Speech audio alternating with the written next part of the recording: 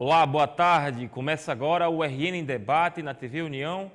Hoje vamos falar sobre eleições, as eleições que ocorrem no domingo que vem, mas vamos falar sobre a campanha eleitoral que transcorre aqui no Rio Grande do Norte, tanto para presidente da República como para governador do estado. Nosso convidado hoje é o sociólogo Daniel Menezes, que também é proprietário do Instituto de Pesquisa, e vamos falar também sobre as pesquisas que ocorrem com vistas às eleições no segundo turno. Boa tarde, Daniel, seja bem-vindo. Boa tarde, agradeço pelo convite. Daniel, a última pesquisa que tivemos aqui no estado do Rio Grande do Norte foi a pesquisa Ibope, divulgada na última quarta-feira, que apontou uma mudança no quadro para o segundo turno dessas eleições. A pesquisa Ibope mostrou o candidato do PSD, Robinson Faria, com 8 pontos à frente do candidato do PMDB, Henrique Eduardo Alves, na corrida sucessória para o segundo turno. Qual a avaliação que o senhor faz desses números do Ibope, tendo em vista, obviamente, os números registrados no primeiro turno das eleições por todos os institutos de pesquisas, inclusive o Ibope? A gente já viu uma tendência de, no segundo turno, caso ele acontecesse, do voto de Robério, do voto dos pequenos candidatos e de um voto de protesto, vamos dizer assim, a gente já via que esse voto iria para Robinson Faria, né? Esse voto de protesto ele foi muito impulsionado pelas manifestações de 2013. Né?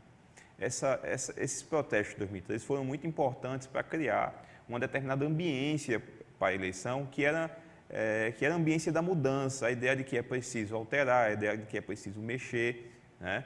E com o acontecimento do segundo turno, né? O voto de Robério, que foi no início um voto até de Robson, ele retorna para Robson, e parte dos indecisos foram para Robson, acredito eu, em decorrência da alta rejeição de Henrique, né? Que a pesquisa também apresenta. Conforme a pesquisa Ibope, Henrique está com quase 50% de rejeição. Né? É uma rejeição que inviabiliza, sem dúvida alguma, qualquer candidatura. Né? E aí eu acho que, por essa pesquisa, o que é possível perceber são esses aspectos. Agora, já no primeiro turno, na pesquisa que a gente fez, a gente já colocava Robinson Faria à frente no segundo turno.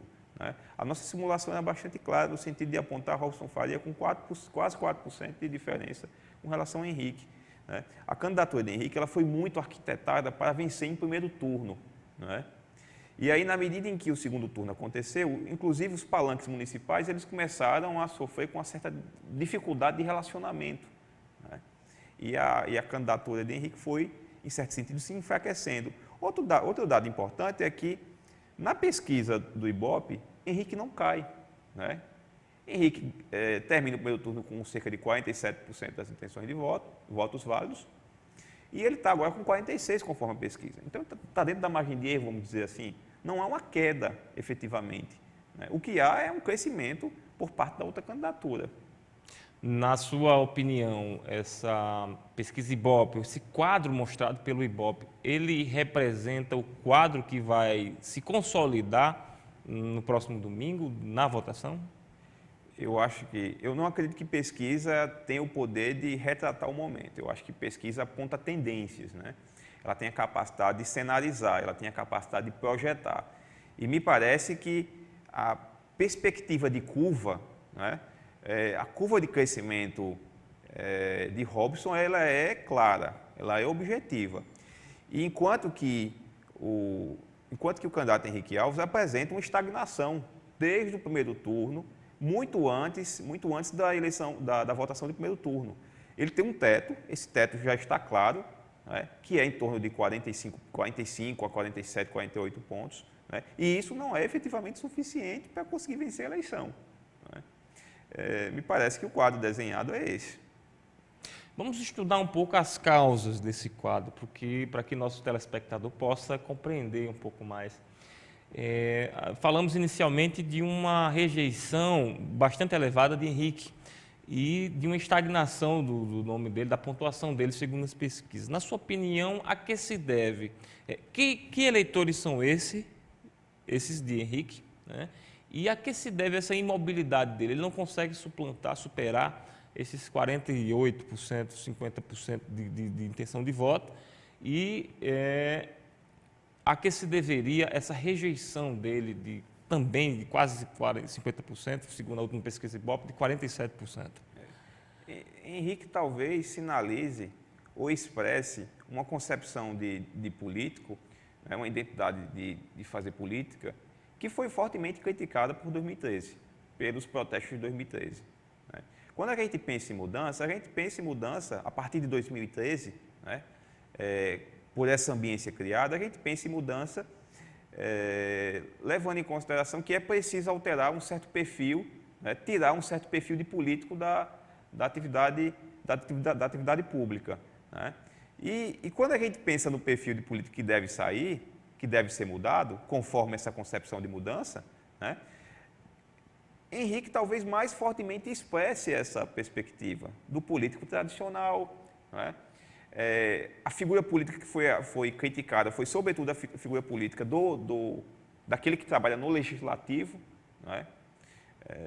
Então, Henrique já tinha uma rejeição histórica, né?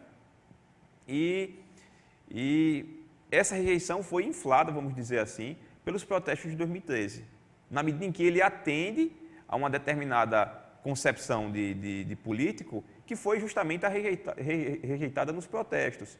E é preciso que a gente leve em consideração também que ele fez uma operação, uma movimentação muito significativa no sentido de juntar 18 partidos, né, vários ex-governadores, dezenas de prefeitos, de deputados, e isso passou a impressão para o eleitorado, né, de que ele queria ganhar a eleição à revelia do voto, né, à revelia do debate, à revelia do processo eleitoral. E o eleitor, ele quer alguém melhor do que ele. A impressão que eu tenho é essa. O eleitor, ele quer alguém melhor do que ele, mas ele não quer alguém que se mostre superior a ele. Né? Alguém que diga assim, não, eu não preciso de você. Né? E me parece que essa operação, ela se tornou, aos olhos do eleitorado, complicada, na medida em que criou um palanque que parecia quase que uma arca de Noé, né? Um negócio impressionante, nunca tinha acontecido isso na história do Rio Grande do Norte. E ele está pagando por isso. Né? E foi uma eleição criada para primeiro turno, para tentar vencer em primeiro turno. Na medida em que ele não vence em primeiro turno, aí os palanques municipais, já pensando em 2003, começam a se esfacelar. Né? O eleitor municipal, a liderança municipal, ela começa a pensar assim, bem, eu vou votar em Henrique, estão lá as duas lideranças unidas, eu vou votar em Henrique, sendo que em 2016 ele vai apoiar qual candidato? Ele vai apoiar o meu candidato ou ele vai apoiar o candidato que historicamente, por exemplo, numa cidade X ele apoiou? Né? E aí ele começa a contabilizar e começa a pensar estrategicamente a partir das suas condições municipais. Isso também atrapalhou. Tanto é que em algumas cidades Robson venceu sem nem ter palanque, sequer tinha vereador direito, né, apoiando o seu projeto. Na medida em que a pesquisa Ibope ela aparece, né, e a pesquisa eleitoral tem esse efeito, né, ela cria uma recomposição com relação à forma como os palanques estão sendo pensados. Né? Na medida em que vem a pesquisa, começa aquele, vamos dizer assim, aquele tradicional pula-pula de eleição. Né? A liderança local começa a se rearticular e percebe, não, eu vou eu vou aderir a outro candidato porque em 2016 eu tenho outras condições. Né? Agora é possível trabalhar de outra forma. O palanque não se sustenta no segundo turno. Isso é um elemento complicador, porque na medida em que Robson começa a trazer prefeitos, começa a trazer vereadores, né, lideranças, o nome dele, o projeto dele ganha capilaridade, né? Ganha capilaridade, consegue mais fortemente ingressar na sociedade. Perfeito. Daniel, pelo que o senhor está colocando aí, e não é só o senhor que coloca, isso analistas políticos colocam, ao avaliarem os dados, ao avaliarem os números e ao avaliarem as eleições deste ano e, sobretudo, a candidatura de Henrique, o que nós temos é um forte sentimento de que não é que a população esteja elegendo Robson nessas eleições, mas está deselegendo Henrique, por tudo isso que o senhor acabou de colocar, por ele representar, talvez, aquilo que foi mais combatido nas manifestações do ano passado, enquanto figura representativa do político brasileiro, que é um político que representa a velha política, né? E a população brasileira estaria querendo optar nesse momento pelo novo, pela política, uma forma nova de se fazer política. Mas eu pergunto, é de todo correto afirmar que Robson não tem os seus méritos próprios para alcançar e lograr vencer as eleições deste ano? E mais, e para estar ultrapassando a barreira do primeiro turno contra todas essas dificuldades e agora se encaminhando muito favoravelmente, provavelmente para eleger-se governador do Rio Grande do Norte? Sem dúvida alguma. Robson Faria, ele teve uma coragem que talvez outros não tivessem, né? Saiu com um palanque pequeno, um palanque modesto, me parece que poucos recursos, né? Na medida que você tem um palanque pequeno, a sua candidatura aparentemente não é muito competitiva, os financiadores de campanha não aparecem, né? E aos poucos ele fez um trabalho no início, né, que até foi mal compreendido, mas ele percebeu que ele não era conhecido, né? Ele precisava lançar o seu nome, ele precisava projetar o nome dele, né? Ficou todo o início da campanha, apresentando, mostrando quem ele era, né? E soube perceber que o sentimento era de mudança, né? O sentimento era de alteração no modo como deve existir o relacionamento entre o representante e o representado, né? E na medida em que ele se aproxima desse sentimento, ele catapulta, vamos dizer assim, positivamente a candidatura dele. Esse processo foi positivo, eu acho que ele tem mérito nesse sentido, né? Agora, o sentimento, acredito eu, é de deseleger Henrique.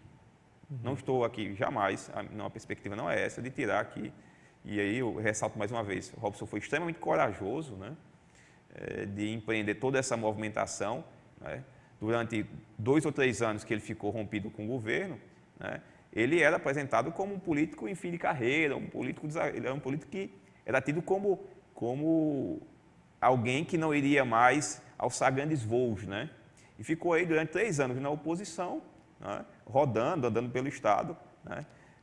Então ele tem méritos também, mas a rejeição de Henrique conta mais agora, nesse momento, né? A rejeição conta mais. E não é só Henrique, é um modo de fazer política, né? É um modo de representar os anseios da sociedade. Perfeito.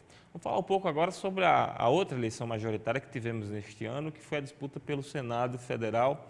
A deputada federal Fátima Bezerra se elegeu senadora, derrotando a candidata Vilma de Faria, que, ex-governadora, despontava inicialmente como uma forte candidata, não apenas ao Senado, que veio disputar, mas inicialmente ao próprio governo do Estado, né?